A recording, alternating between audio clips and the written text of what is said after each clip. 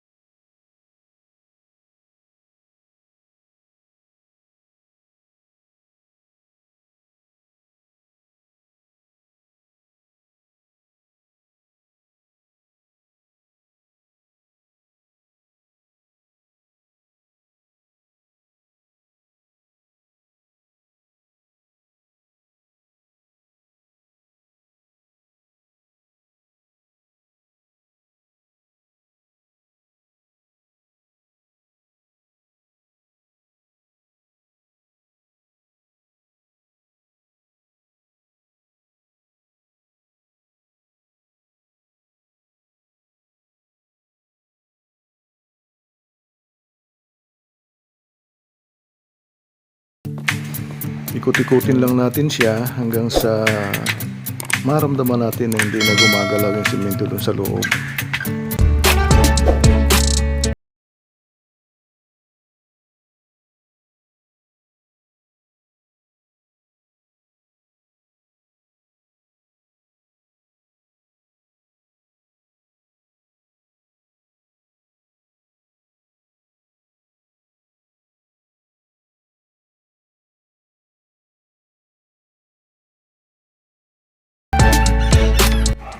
Kaya hindi na gumagalaw yung simento doon sa loob at pwede na siyang ilapag. So, iiwanan ko siya rito ng mga 6 na oras. Yan, after 6 hours, matigas na siya.